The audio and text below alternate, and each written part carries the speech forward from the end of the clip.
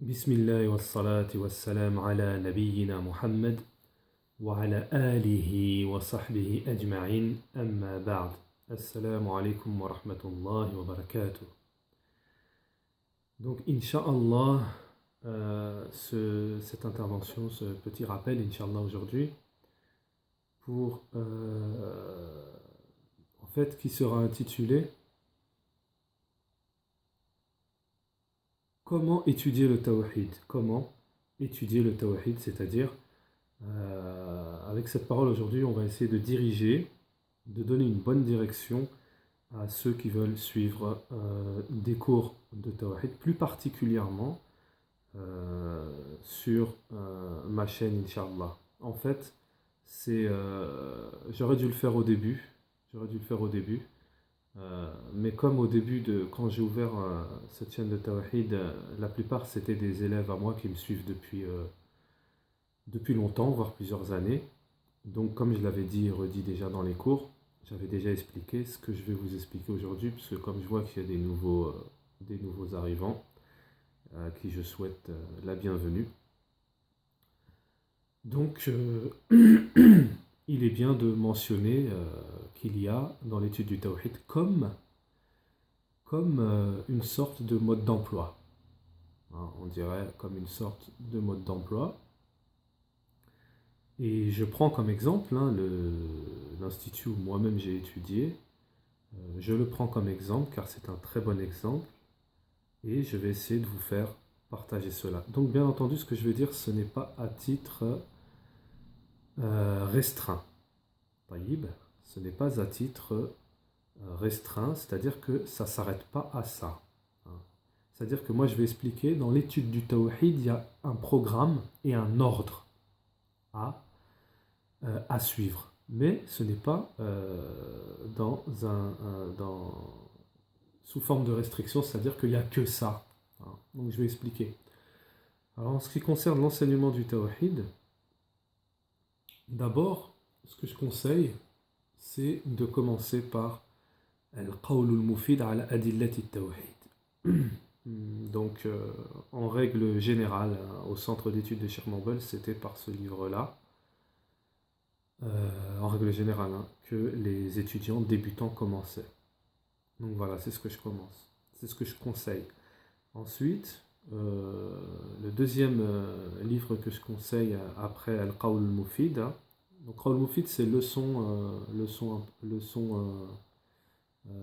utile, leçon de Tawhid.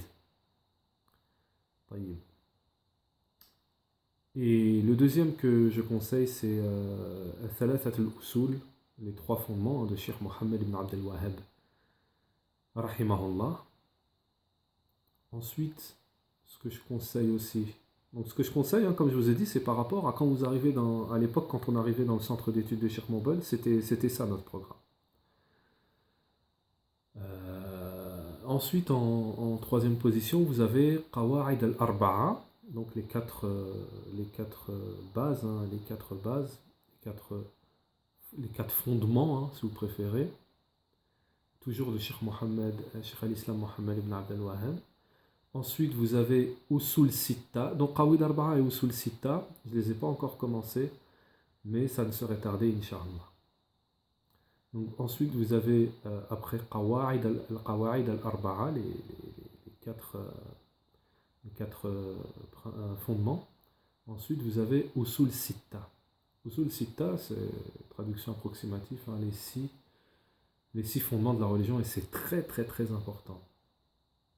Donc, entre-temps aussi, il y avait un ouvrage qui était enseigné entre-temps, c'était les 10 actes annulatoires de l'islam. Mais ce qui est bien, c'est que les 10 actes annulatoires de l'islam, vous les retrouvez dans Al-Qawl al-Mufid, le premier livre que j'ai conseillé. Donc, alhamdulillah, vous n'avez pas besoin, après Usul Sitta, de faire les 10 actes annulatoires. Donc, après Usul Sitta, à ce moment-là, là vous pouvez commencer l'apprentissage de Kitab al-Tawhid, le livre de l'unicité. Donc attention, je le dis, je le répète, ce n'est pas une obligation de faire comme ça par rapport à ce que je conseille dans l'ordre de l'enseignement dans le Tawhid. Ce n'est pas une obligation. Mais bon, voilà, nous, c'est ce qui nous était conseillé. On peut commencer directement par Kitab al-Tawhid.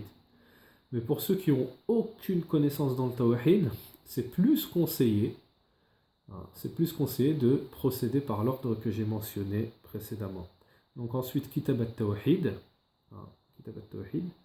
Ensuite, vous avez Kashfa Shubuhat. Donc traduction approximative, c'est dissiper ou la dissipation des ambiguïtés.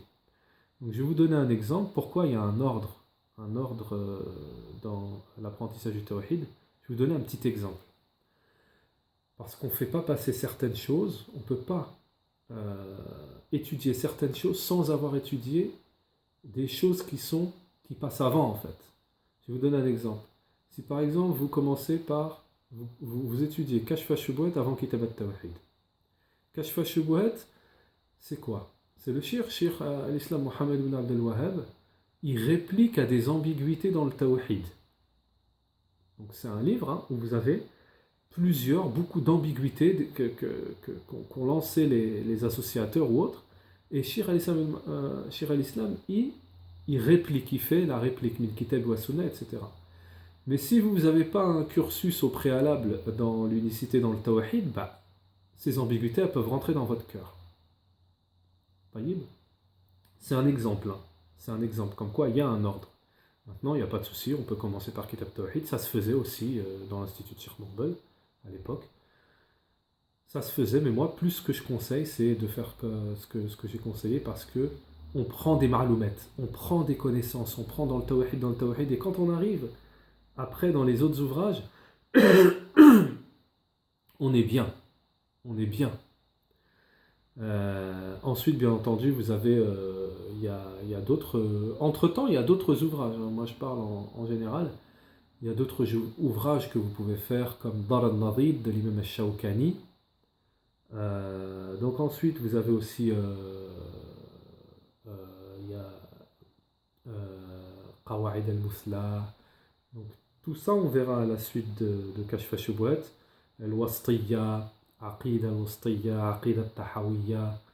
Donc voilà, ça c'est l'ordre à peu près qui était enseigné là-bas, en règle générale. Et entre-temps, vous avez d'autres livres pour vous perfectionner, Al-Hamawiyya, At-Tadmuriyya. Donc vous avez des livres entre-temps pour plus vous perfectionner. Ça c'est dans les noms et attributs.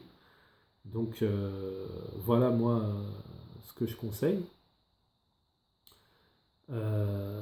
Donc voilà, et d'ailleurs c'est ce que conseillaient les grands étudiants au centre d'études de Cheikh Mourbel.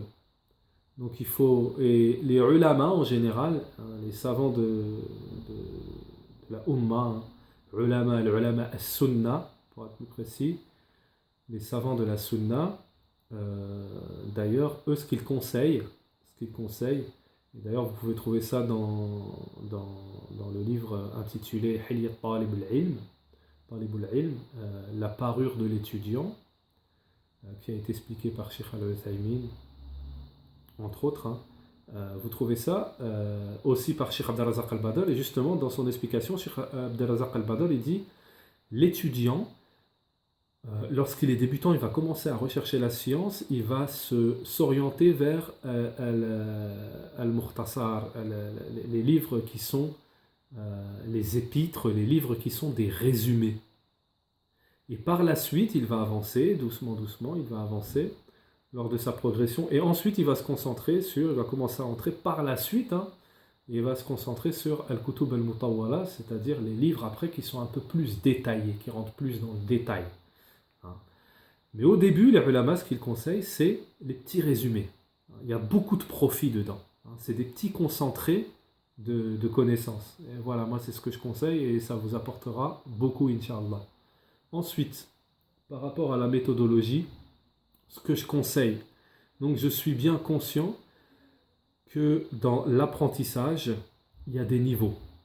Il y a des niveaux, il y a des degrés dans l'apprentissage. Ça, c'est connu. Un tel n'a pas la perception de un tel n'aura pas la capacité d'apprentissage d'un tel, etc., etc. Mais ce que je conseille, c'est pour celui qui en a la possibilité, donc je vais partir du niveau le plus, si on peut dire comme ça, le plus élevé. Donc ce que je conseille, c'est d'apprendre, lorsque vous étudiez un livre, d'apprendre le matn, d'apprendre par cœur le matn. Ça, je dis, c'est le haut niveau, hein. On va voir après selon les niveaux. C'est d'apprendre le matn. Le matn, c'est la parole du shir. C'est la parole du shir qui ensuite, cette parole est expliquée par la parole de l'auteur, pardon, qui ensuite, elle, est expliquée par un savant ou un étudiant ou autre. Donc ça, je vous le conseille, et c'est ce que conseille le ulama, c'est d'apprendre ça par cœur, parce que c'est un gros bagage. Un gros bagage dans le sens où vous accumulez du dalil, du Coran, de la Sunna, etc. Ensuite, pour celui qui n'en a pas la possibilité, qui ne peut pas apprendre tous les matins, les moutoun, pardon, alors comme le dit Cheikh Al-Fawzan, hafidhahullah, il doit apprendre un matn, c'est-à-dire un support, un matn, par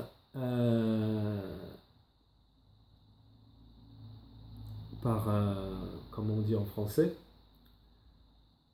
par catégorie, c'est-à-dire par matière, pardon, par matière. Il doit apprendre un maître, Cheikh Al-Fawzan dit, il doit apprendre un maître par matière, c'est-à-dire dans le tawhid, il apprend un maître, dans l'arabe, il apprend un maître, par exemple, dans le tawhid, il apprend le maître de Kitab al-Tawhid, dans l'arabe, al-Ajurumiyya,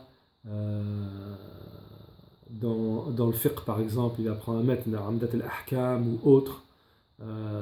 Donc voilà, fait usul fiqh, risala, dans usul fiqh, etc.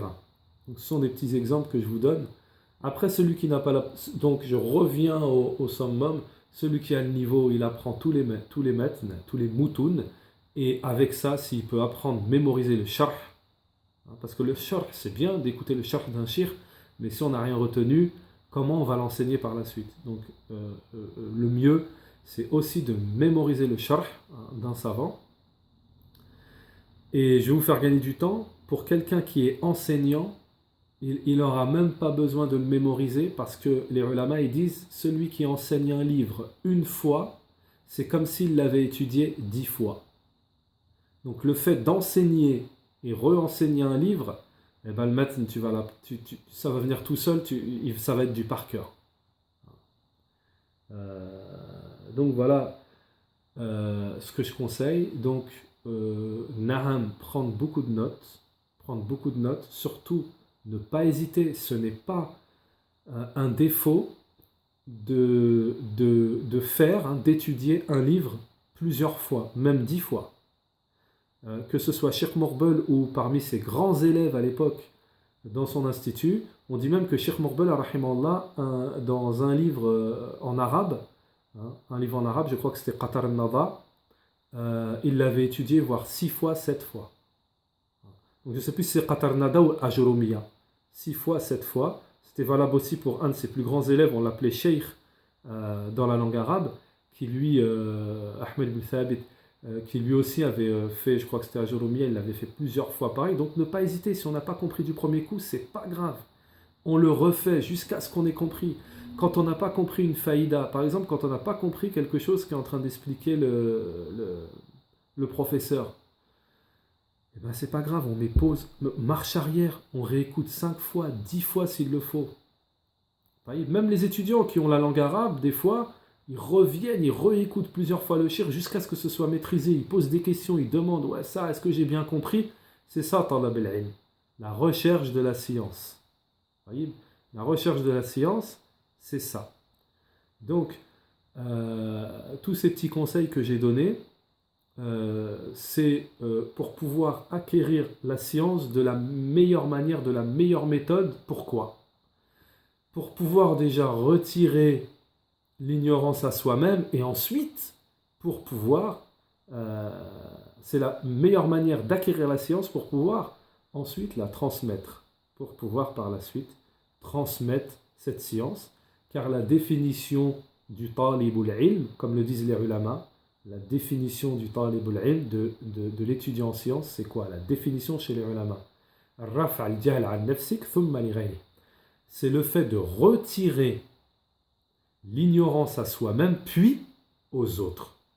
Puis aux autres.